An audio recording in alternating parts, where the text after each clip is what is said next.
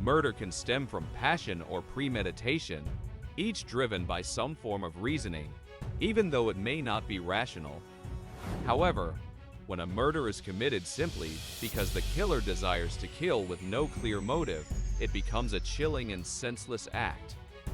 Eunji Ban is a 22-year-old international student from South Korea whose dreams of a new life in Australia were tragically cut short. Her violent death would not only shatter the peaceful image of Brisbane, but also unravel a disturbing tale of senseless violence, chilling confessions, and a defense so bizarre it left the community reeling. This is the story of Eunji Ban's untimely death and the shocking truth that followed. The tragic discovery. Imagine walking through a peaceful park, maybe to start your day, and then stumbling upon something that completely shatters the calm. That's exactly what a passerby in Brisbane encountered on November 24, 2013. It was an ordinary morning in Brisbane, Australia, when a horrified passerby walked through the Roma Street parklands. As they moved through the area, they spotted a disturbing sight: a young woman's body lying beneath a tree, with clear signs of violence. The area was quickly sealed off by police, and paramedics arrived to assist. The immediate response suggested that the discovery wasn't just tragic, it was alarming. It didn't seem like the attack had occurred there. The victim's body had been moved to the park from a different location, and blood stains on the nearby footpath suggested a brutal assault had taken place somewhere else. The initial investigation was tense, and no one knew how or why such an attack had occurred in this otherwise quiet area. This was the first moment when Brisbane's peaceful image started to crack, revealing the deep shock that would ripple through the city in the following days. Little did they know, the horrifying details of what happened to Eunji Ban were just beginning to unfold. Who was Eunji Ban? Who was Eunji Ban, and what brought her to the streets of Brisbane on that fateful morning? The story of Eunji, a young woman far from home, is both heartbreaking and tragic.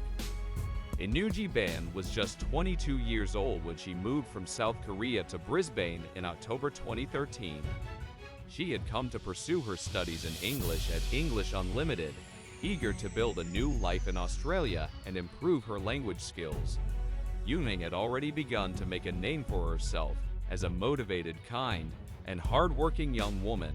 She had settled in the Roma Street Parklands area, an area popular with fellow international students, particularly those from South Korea. In addition to her studies, Eunji worked a part-time job as a cleaner to support herself. She worked early mornings, often waking before dawn to head to her job, a routine familiar to many international students balancing school and work in a foreign country. Her dreams and goals for the future was just beginning to take shape, and she had already made several friends who admired her enthusiasm and kindness. Eunji was truly adapting to life in Australia, looking forward to what was to come. But on the morning of November 24th, her promising future was tragically cut short. The dreams of a young woman eager to embrace a new life in a new country ended in the most brutal and senseless way possible. The brutality of the attack.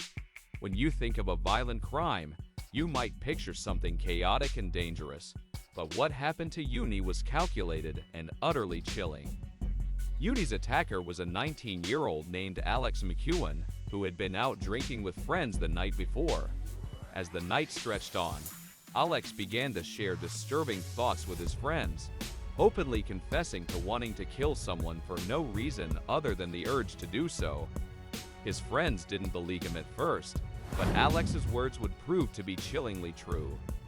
At around 3:30 a.m. on November 24th, Eunji was on her way to work.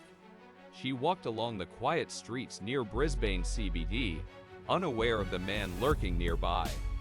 Alex, intoxicated and fueled by a twisted desire, saw her and, without provocation, attacked. He grabbed her, knocked her to the ground, and began to punch her repeatedly in the face. Each punch landed with brutal force, breaking nearly every bone in her face.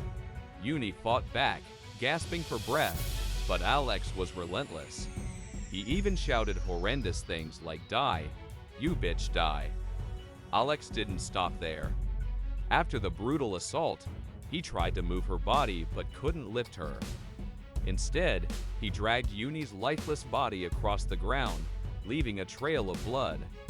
He took her into the park and dumped her beneath a tree, an image chilling in itself. In a bizarre and disturbing act, he hung strands of her hair on the branches, later describing it as decorating her like a Christmas tree. What was so disturbing about this attack wasn't just the brutal violence, but how randomly it happened. Eunji didn't know Alex, and he had no motive other than a twisted urge. It was a senseless act of violence that stunned the city. The shocking confession. What happens when someone confesses to a crime so horrific that it shakes your belief in human decency? Alex's confession was just like that. After committing the brutal murder, Alex returned to his apartment, seemingly unfazed. He called his friends, casually confessing to the crime in a way that sent chills down their spines. He admitted that he had killed someone on the street, simply because he felt like it. He even seemed unbothered by the gravity of what he had done, suggesting they celebrate his actions with a steak dinner before he was caught.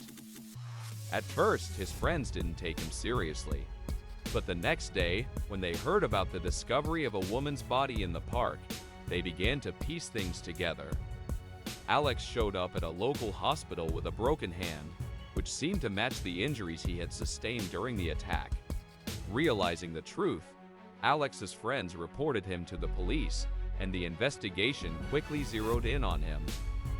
Alex's confession wasn't a moment of remorse, it was a casual, almost indifferent admission.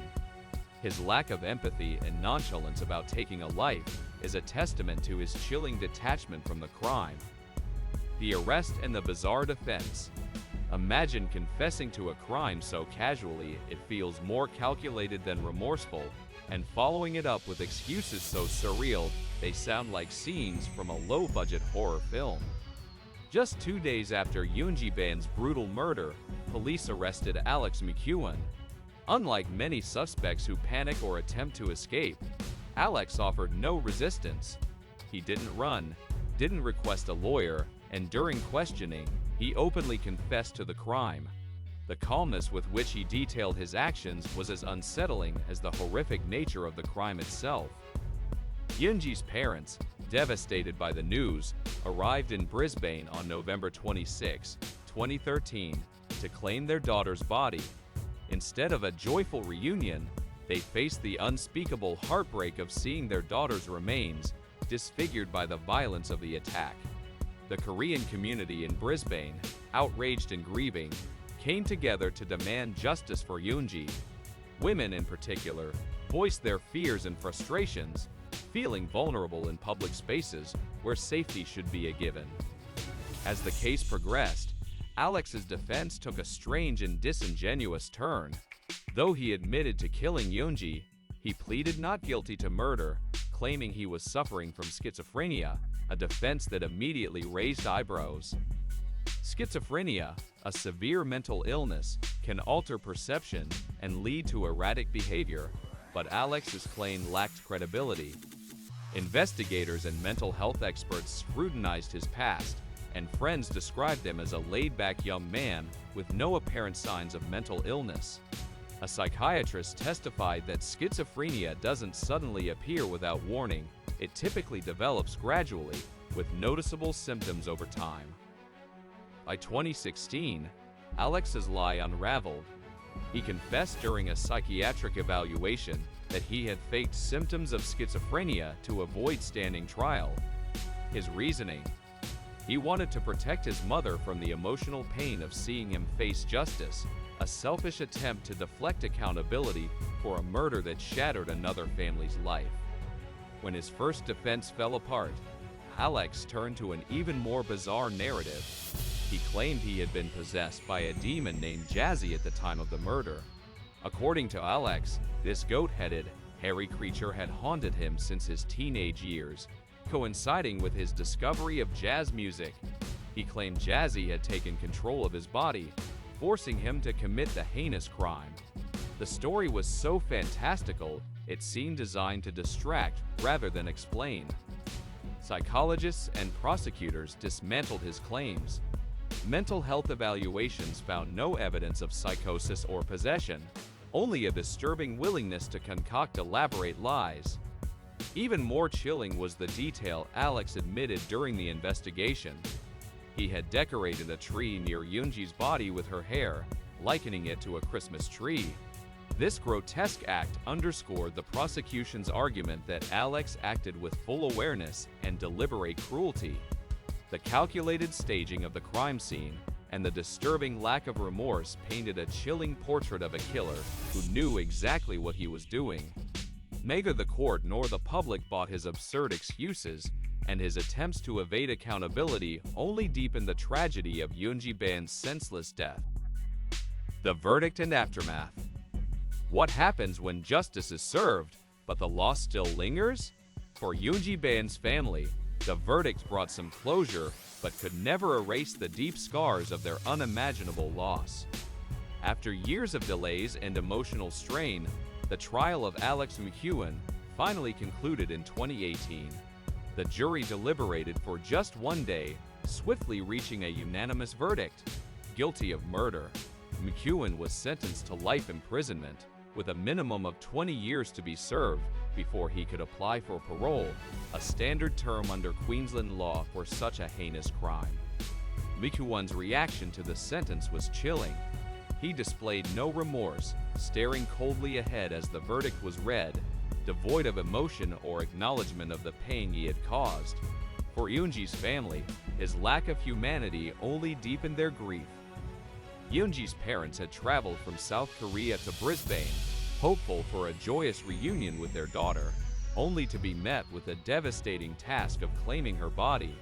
The loss was compounded by the brutality of the crime and the stark contrast between the vibrant young woman Eunji had been and the horrific circumstances of her death.